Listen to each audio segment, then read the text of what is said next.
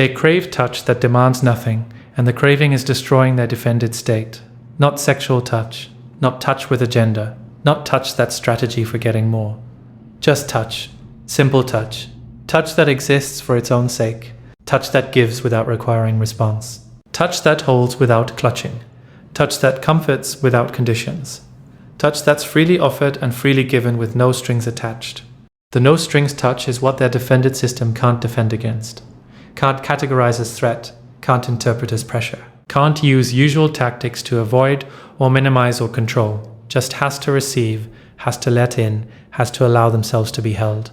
And allowing being held is vulnerability they can't perform their way through, is surrender they can't defend against, is receiving they can't control. And receiving without control is exactly what they need and exactly what terrifies them. When you hug them with the right quality of presence, they melt. Not immediately, not obviously, not in ways casual observer would notice, but internally, deep in nervous system, in places they didn't know were frozen until warmth touches them. The melting is defense lowering, is walls softening, is protected self becoming accessible self, is them experiencing moment of being held without being trapped, being touched without being demanded from, being connected without being controlled. The moment is brief.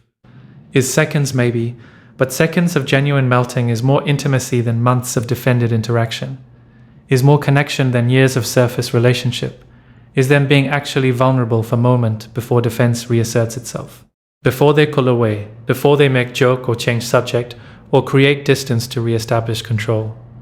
But the moment happened, the melting occurred, and occurrence is evidence, is proof they're capable. Proof underneath defense is person who craves connection, who wants touch, who needs holding, who's desperate for comfort they learned long ago wasn't safe to accept. The specific way you hug them is what makes difference between them melting and them defending harder. Wrong hug activates defense, creates panic, creates suffocation, creates need to escape. But right hug creates safety, creates melting, creates rare moment when they can receive without fear. The right hug has specific qualities, has particular energy, has exact combination of elements that penetrate defense while not triggering defense mechanisms. Is precise balance most people don't naturally have. Most people hug with agenda, hug to get something, hug to communicate something, hug to create specific response. But right hug has no agenda, no goal, no desired outcome, just presence, just warmth, just offering of comfort that has no attachment to whether comfort is received. And no attachment to outcome is what makes it safe, is what allows melting, is what creates space for their defended system to recognize this touch is safe, this person wants nothing, this moment can be received without cost. And received without cost is rarest gift, is what they've never experienced, is what they didn't know was possible until experiencing it with you.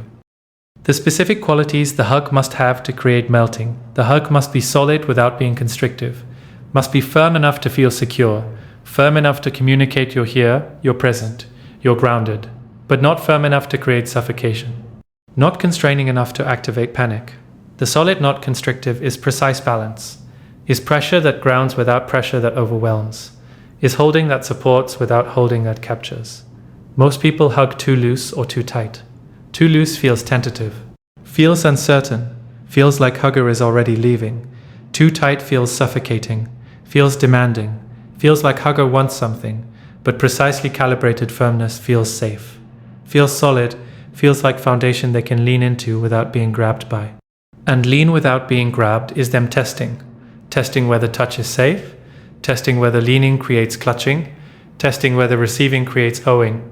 And test passing through firmness without constraint is them learning touch can be safe, can be received, can be allowed. The hug must last longer than comfortable, but not so long it becomes uncomfortable. Must extend past the point where social hug ends, past the brief pat release that most hugs are. Must linger, must stay, must communicate I'm not in hurry to let go. But must not extend so long it becomes effortful, becomes awkward, becomes something they have to endure rather than something they can receive.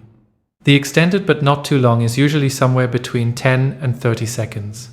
Long enough to be more than social nicety, long enough to be actual comfort, long enough for their nervous system to register safety and begin to settle.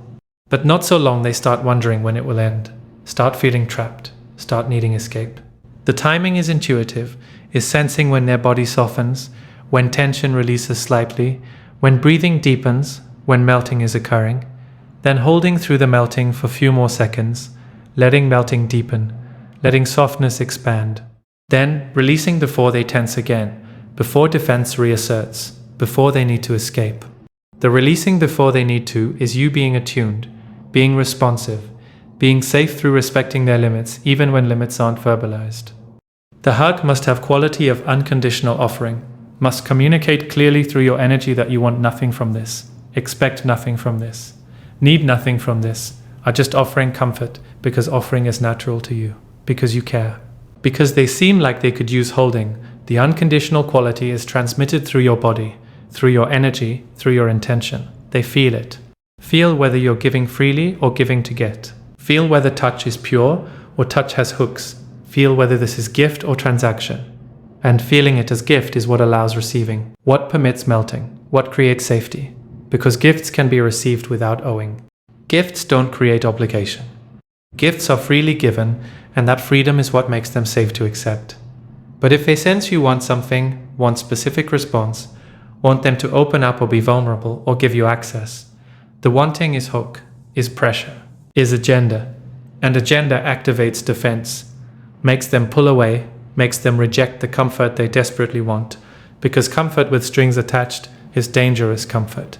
Is comfort that costs, is comfort they've learned comes with bill attached. And billed comfort is too expensive, is safer to stay defended, is safer to reject the hug than risk the owing that might follow receiving the hug. The hug must be accompanied by complete presence, not distracted presence, not half there presence, not body present, mind elsewhere presence. Complete presence, full attention, entire awareness focused on this moment of holding them. The complete presence is palpable, is felt, is transmitted through your body to their body. Is your nervous system communicating to their nervous system, I am completely here, nothing else exists right now, just this moment, just holding you, just offering this comfort. The presence transmission is what creates deepest safety, is what allows most complete melting, because presence is rarest gift, is what avoidant never received as child, never received as adult, never experienced from anyone. Everyone is partially there, everyone is thinking about other things. Everyone is distracted or preoccupied or mentally elsewhere. But you're completely here, and completely here is miracle. Is them being met with full presence they didn't know was possible. And full presence is what their soul has been starting for. What their nervous system needs to settle. What their defended system can finally relax into. Because presence this complete is safety so profound, their defense has no framework for categorizing it as threat. Why physical touch bypasses their defended system in ways words never can. Touch is pre-verbal, is body-to-body communication that happens beneath language, beneath conscious mind, beneath defended thoughts. Words can be analyzed, can be defended against, can be interpreted through defended lens that makes them threatening or manipulative or demanding. But touch is direct, is nervous system to nervous system, is body speaking to body in language defense doesn't have access to. The pre-verbal communication is bypassing their cognitive defenses, is reaching the wounded parts that exist below thoughts, the child parts that were hurt before language fully developed, the attachment parts that formed before they could think, the somatic parts that hold trauma in cellular memory. And reaching beneath cognition is reaching where healing happens, is touching the parts that need touch, that never received touch, that have been defended against receiving touch for decades. And defended against parts, suddenly receiving touch is them experiencing something revolutionary, something they didn't know they needed, something that's activating hunger they didn't know existed because hunger has been suppressed so long it felt like absence of hunger. Touch also can't be misinterpreted the way words can be. Words have multiple meanings, have ambiguity, have possibility of being heard differently than intended, but quality of touch is unmistakable. Body knows whether touch is safe or unsafe. Knows whether touch wants something or gives freely, knows whether touch is controlling or liberating. The knowing is instant, is intuitive, is happening in parts of nervous system that developed to detect safety and danger long before language existed. And parts that detect safety are detecting that your touch is safe, that your hug is offering not demanding, that your hold is freeing not trapping. The detection is creating experience words could never create, is creating felt sense of safety, felt sense of being cared for, felt sense of being held. And felt sense is more powerful than thought sense, is more convincing than word sense, is teaching their body what their mind couldn't learn, teaching that receiving is safe, that touch is good, that being held is healing. Physical touch also regulates nervous system directly. Calm nervous system touching dysregulated nervous system creates co-regulation, creates dysregulated system beginning to entrain to calm system, creates their activated state beginning to settle in presence of your settled state. The co-regulation is happening automatically. Is biological process not psychological process? Is their body responding to your body? Is their breathing beginning to match your breathing? Is their heart rate beginning to slow toward your heart rate? Is their tension beginning to release in response to your relaxation? The automatic regulation is them being soothed without having to do anything, without having to think calming thoughts or use coping strategies or work at settling. Just being held by a regulated person is regulating them, and being regulated by another is experience they never had. Is what secure attachment in childhood provides. Is parents' calm nervous system regulating child's distressed nervous system through holding. But they didn't get that. Got parent who was dysregulated themselves, or absent, or inconsistent. So nervous system never learned regulation through relationship. Never learned bodies can regulate each other. Never learned holding is regulating. But experiencing it now, as adult, in your arms, is corrective experience. Is nervous system learning what it should have learned in infancy. Learning through your body, teaching their body what regulation through connection feels like. What's happening in their nervous system during the melting, their sympathetic activation is decreasing. Fight or flight system is powering down. Defensive arousal is settling. The activation decrease is happening because your hug is signaling safety, is communicating to their primitive brain that there's no threat, no need for defense, no danger requiring protection. The safety signal is working at biological level, is changing their physiology, is making cortisol decrease, is making stress hormones reduce, is making tense muscles begin to soften. The softening is visible if you're paying attention, is seeing their shoulders drop slightly, their jaw unclench marginally, their breathing deepen incrementally. The small changes are evidence of large changes happening internally, of nervous system shifting from defensive state to receptive state, from protected mode to connected mode, from guarded position to vulnerable position. And vulnerable position is melting. Is defense lowering enough that soft underbelly is exposed, that protected heart is accessible, that wounded child part is present, and present wounded part is what needs the holding, what's receiving the comfort, what's experiencing the melting. Their parasympathetic system is activating, rest and digest system is coming online, ventral vagal is engaging. The activation is creating feelings they rarely access, feelings of calm, of safety, of being okay, of being connected, of being loved. The feelings are foreign, are unusual, are almost overwhelming in their intensity because they're so unfamiliar. Most of their life is spent in sympathetic activation. In stress state, in defensive mode, the rare moments of parasympathetic activation are usually alone, are solitary calm, are defended peace. But this is different. This is parasympathetic activation while connected, is calm while being held, is safety while being touched. The combined state is something their nervous system has rarely or never experienced. Is rest while connected, is peace while intimate, is safety while vulnerable. And the combination is what they've been craving without knowing they're craving it, is what their system needs, what their soul hungers for, what their defended state has been organizing entire life to avoid while secretly, desperately wanting. Oxytocin is flooding their system. Bonding hormone is releasing. Attachment neurochemistry is activating. The chemical cascade is creating feelings of connection, of bonding, of attachment, of wanting more of this, of wanting to stay in this, of wanting this person who's creating this feeling.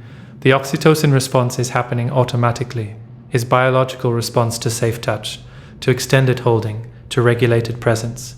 And biological response is creating bond, is making them attached to you, is making you become person who creates this feeling, person who makes them feel this way, person who gives them experience they crave. The attachment is forming, is deepening, is becoming cellular, is their body coding you as source of regulation, source of safety, source of this rare state of calm while connected that they want more of, want to return to, want to experience again. And wanting more is them becoming attached, becoming bonded, becoming connected in ways that persist after hug ends, that create pull back toward you, that make you unforgettable, that make you necessary in ways no one has been necessary before. The internal war that happens immediately after melting, defense reasserts rapidly after melting ends. The reassertion is panic response, is defended system recognizing they just let someone in, just allowed vulnerability, just experienced moment of undefended connection. The recognition creates alarm, creates fear, creates need to re-establish protection, creates need to undo the melting through creating distance. The defensive reassertion is them pulling away physically or emotionally immediately after hug ends, is them making joke to minimize what just happened, is them changing subject to avoid acknowledging what occurred, is them becoming cold or distant or unavailable right after being warm and soft and present. The shift is whiplash, is confusing if you don't understand pattern, is hurtful if you take it personally. But shift isn't about you, is about them protecting themselves from intimacy they just experienced, from vulnerability they just allowed, from connection they just permitted. Shame floods them after melting. Shame about needing, shame about wanting, shame about being soft, shame about letting someone see them vulnerable. The shame is learned response, is childhood message that needing is weak, that wanting is burdensome, that vulnerability is dangerous, that being soft is shameful. The message is false, but message is embedded, is operating automatically, is creating shame whenever they allow themselves to need or want or soften. And melting was needing and wanting and softening all at once, was them being completely vulnerable, was them allowing themselves to receive, was them admitting through their body that they crave this even though mind says they shouldn't crave anything. The admission through melting is creating shame, is them feeling bad about feeling good, feeling wrong about moment that felt right, feeling ashamed about experience that was healing. The shame is attacking them, is making them regret the melting, regret the receiving, regret allowing themselves to be vulnerable even though vulnerability was exactly what they needed. They simultaneously want more and want to run, want to be held again, want to experience that safety again, want to return to that calm while connected state, but also want to escape, want to re-establish distance, want to protect themselves from depending on this feeling, want to ensure they don't need this, don't need you, don't need anything. The want more and want to run is them being split, is attachment system pulling toward you, is defensive system pushing away from you, is both happening simultaneously, creating internal contradiction, creating war between part that wants connection and part that fears connection. The war is torture. Is them not knowing which impulse to follow, not knowing whether to move towards you or away from you, not knowing whether to open more or close more. The not knowing is paralyzing, is confusing, is making them uncertain about what they want, about what they feel, about what they should do. An uncertainty about own wants is them being disconnected from themselves, being unable to trust their own desires, being split between what they want and what they think they should want. And split self is suffering, is them being at war with themselves. Is attachment fighting defense, and fight continuing until one side wins or until they learn to integrate both needs. How to create conditions where they can receive touch safely and repeatedly. Never make the hug about you, never hug them because you need comfort, never hold them because you're seeking reassurance, never touch them because you want intimacy. The never about you is crucial, is what keeps touch safe, keeps offering pure, keeps gift free from obligation. The moment hug becomes about your needs, it stops being safe for them, stops being something they can receive without owing, stops being comfort, and starts being transaction. And transaction touch activates defense, makes them responsible for meeting your needs through accepting your touch, makes receiving into giving, makes comfort into work, and comfort as work isn't comfort, is burden, is thing they'll avoid, is thing that makes them pull away.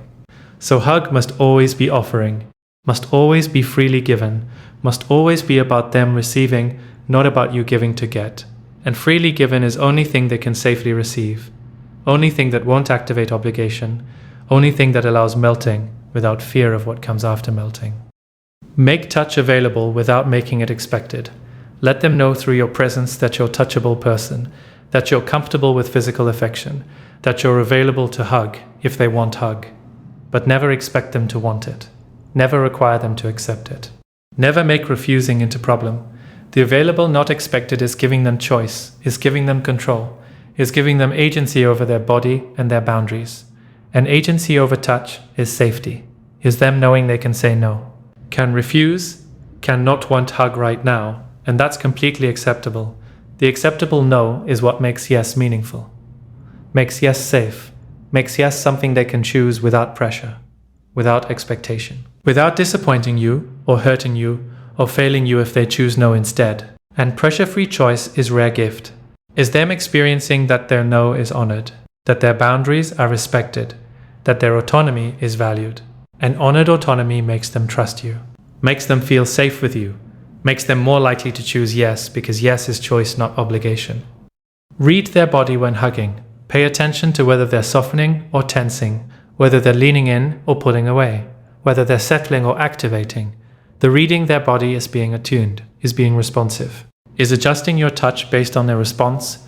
They tense, you soften your hold slightly. They pull away, you release. They lean in, you support the leaning. The responsive touch is communication. Is your body responding to their body? Is dance of attunement? Is them experiencing being met? Being seen, being responded to, and being responded to is safety. Is them learning their body's signals are noticed, are honored, are used to adjust how you're touching them. The adjustment based on their signals is them experiencing consent in action, experiencing someone who's paying attention, experiencing touch that's about their comfort, not your agenda. And comfort-focused touch is safe touch, is touch they can relax into, is touch that won't violate, won't overwhelm, won't continue past their capacity, just meets them where they are and adjusts based on where they are moment to moment. Create context where touch is normalized, where casual affectionate touch happens regularly without it being big deal. Hand on shoulder when passing, brief hug when greeting or parting. Sitting close on couch, the normalized touch is making physical affection part of regular interaction instead of rare significant event. Is desensitizing their defensive response to touch. Is making touch feel normal instead of threatening. Is their nervous system learning touch happens frequently and nothing bad follows touch? Touch is just touch, is just brief moment of connection, is just casual affection, isn't loaded, isn't meaningful, isn't requiring anything. The frequency of casual touch is building tolerance, is building comfort, is building association that touch with you equals safe, equals good, equals pleasant. And safe, good, pleasant association is making them more receptive, more open, more willing to accept deeper touch, more able to receive longer holding, more capable of allowing themselves to melt, because melting is just extension of touch that's already safe, that's already established, that's already proven itself trustworthy through dozens or hundreds of brief casual touches that never violated, never overwhelmed, never demanded, just gave freely and released freely and left them feeling better, not worse. What melting through hug reveals about their attachment wound? Melting reveals they're starved for nurturing touch, for comforting physical presence, for being held without agenda. The starving is profound, is decades of not receiving. Decades of not allowing themselves to receive. Decades of defending against the very thing they most need. The deprivation is why melting is so intense, why correct hug creates such powerful response, why their nervous system responds so dramatically to something that seems simple. They're not responding to just this hug, they're responding to hug as symbol of everything they never got. Every time they needed holding and got nothing. Every time they needed comfort and got abandonment. Every time they needed soothing and got alone. The accumulated unmet need is being touched by this one hug, is being addressed by this one moment of holding, is being seen by this one offering of comfort, and seeing accumulated need is powerful, is overwhelming, is activating response that's disproportionate to single hug, because single hug is representing lifetime of hunger for exactly this. Melting reveals their terror of depending is learned, not inherent. They're not actually afraid of depending. They're afraid of depending and being disappointed, depending and being abandoned, depending and being hurt. The fear isn't about dependence itself. It's about consequences of dependence, about what happened when they depended before, about caregiver who was unreliable, about needs that weren't met, about depending creating pain instead of comfort. The learned fear of depending is protective, is defense against repetition of original wound, is them preventing future disappointment by preventing future depending. But prevention is also deprivation, is them depriving themselves of thing they need to prevent potential pain of not getting thing they need. The protective deprivation is costing them, is making them suffer through avoiding potential suffering, is creating actual suffering to prevent possible suffering. And actual suffering from avoidance is worse than possible suffering from depending. But they can't know that until they risk depending, until they allow themselves to melt, until they receive comfort, and comfort doesn't lead to pain, leads to more comfort, leads to experience that depending on right person is healing, not harming. Melting reveals that beneath defense is incredible capacity for receiving, for softness, for vulnerability, for connection. The capacity isn't destroyed, isn't absent, is just protected, is just defended against, is just hidden behind walls that make it seem like capacity doesn't exist. But capacity exists, is evident in melting, is proven by softness that emerges when safety is present, is demonstrated by vulnerability that surfaces when defense isn't necessary. The hidden capacity is hopeful, is evidence they're not broken, not incapable, not permanently defended, just wounded, just scared, just protecting capacity that's intact. Underneath protection, an intact capacity beneath defense means healing is possible, means they can learn to access capacity more regularly, can learn to lower defense with safe people, can learn to be vulnerable when vulnerability is safe, can learn to receive when receiving is offered freely, can learn to soften when softness is met with gentleness. The learning is growth, is development, is becoming more of who they actually are beneath who they had to become to survive. The long-term impact of consistent, safe touch on avoidance nervous system. Repeated experiences of safe touch create neurological changes, create new neural pathways associating touch with safety instead of danger, create cellular memory of being held without being hurt, create body-level learning that receiving is safe. The neurological changes are cumulative, are building over time, are each safe hug adding to previous safe hugs, creating foundation of safety through touch that's stored in nervous system. The foundation is rewriting original programming, is replacing touch equals danger with touch equals comfort, is updating childhood learning that touch was threatening or overwhelming or conditional, is installing new learning based on current experience of touch, being offered freely, being received safely, being released cleanly. The new learning through repetition is how nervous system heals, is how attachment wounds repair, is how defended system gradually becomes less defended through experiencing repeatedly that defense isn't necessary, with safe person offering safe touch. Over time, their tolerance for receiving increases, can accept longer hugs, can lean into touch more fully, can allow themselves to need the holding, can even initiate touch themselves, which was previously impossible. The increased tolerance is growth, is development of capacity, is then becoming more able to receive as nervous system learns receiving is safe. The learning is gradual, is slow, is requiring dozens or hundreds of safe touch experiences before tolerance significantly increases. But increase is happening, is visible in micro changes, in them softening slightly faster, in melting lasting slightly longer, in pulling away slightly less abruptly, in shame afterwards being slightly less intense. The micro changes are accumulating, are adding up to macro change over months or years, are then becoming more comfortable with physical affection, more able to accept nurturing, more capable of depending on safe person for comfort. The becoming is transformation, is defended person slowly becoming less defended. Is avoidance slowly developing earned security through consistent experience of safe touch offered by regulated secure person. Their relationship to vulnerability transforms through safe touch.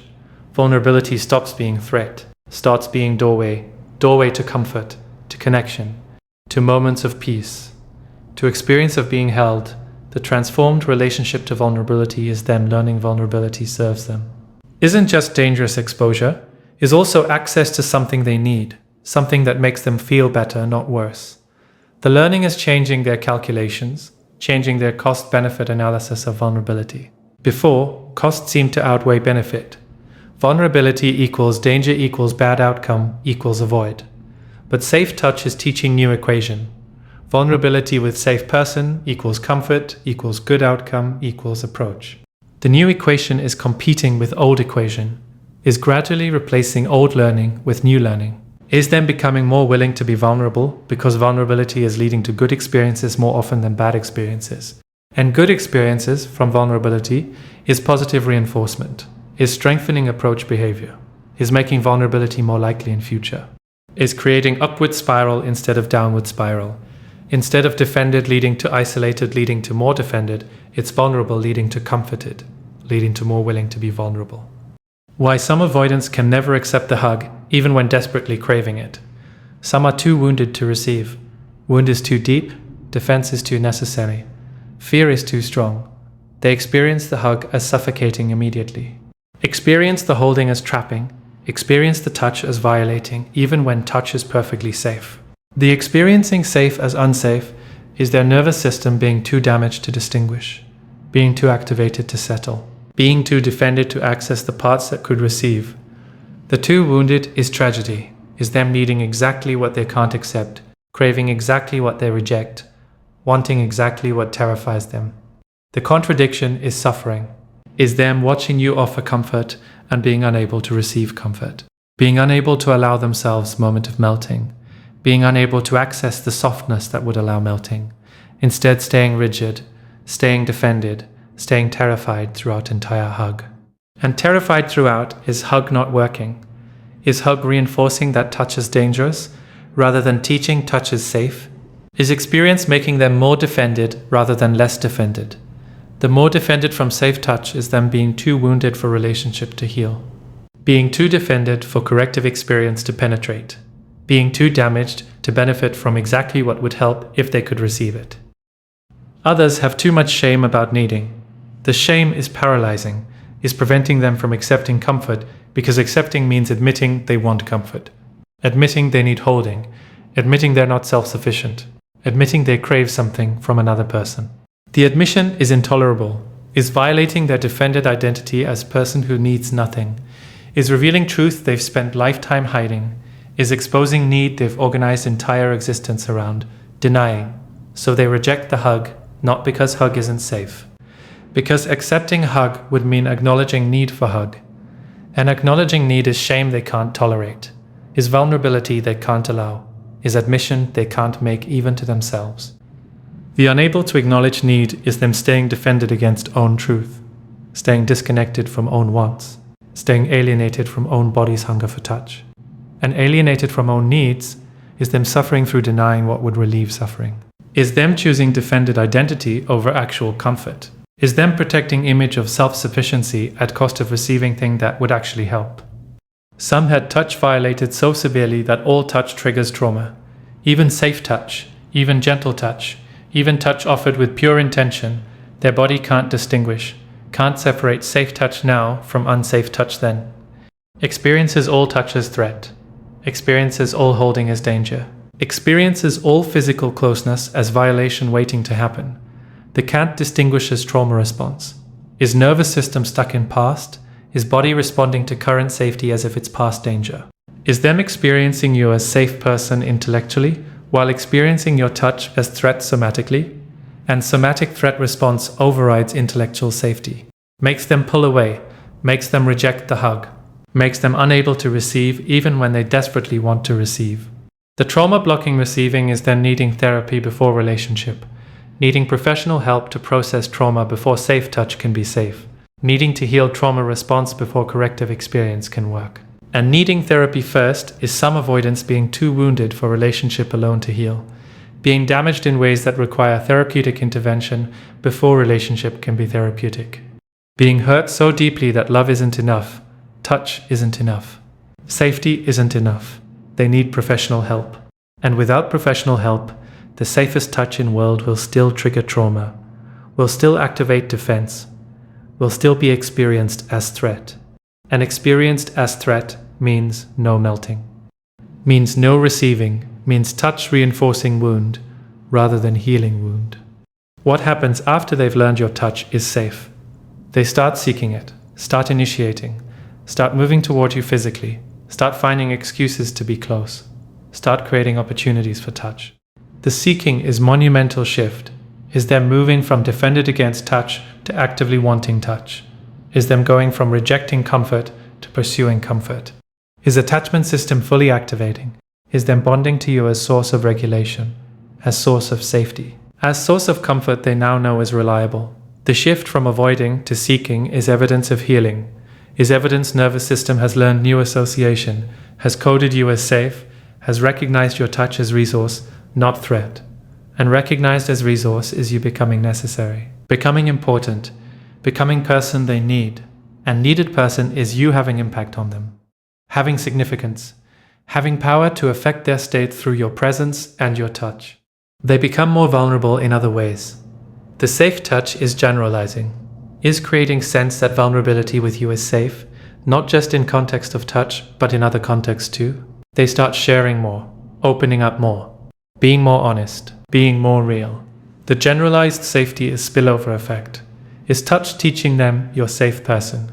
And safe person is someone they can be vulnerable with beyond just accepting physical comfort. Can be emotionally vulnerable, can be authentically themselves. Can share struggles and fears and wounds. The increased vulnerability beyond touch is relationship deepening. Is intimacy developing? Is them letting you in? Is them allowing you to know them? Is them trusting you with more than just their body? Is them trusting you with their inner world, their real self, their defended against parts? And trusting you with real self is love forming, is attachment deepening, is bond becoming permanent. They start being able to regulate themselves better even when you're not there. The internalized safety from repeated safe touch is becoming resource they carry. Is your regulated presence becoming internalized as their own capacity for regulation? Is borrowed regulation becoming owned regulation? Is them developing ability to soothe themselves by remembering being soothed by you, by accessing memory of safe touch, by calling up felt sense of being held? The internalized soothing is developmental milestone. Is them developing capacity that should have developed in childhood but didn't?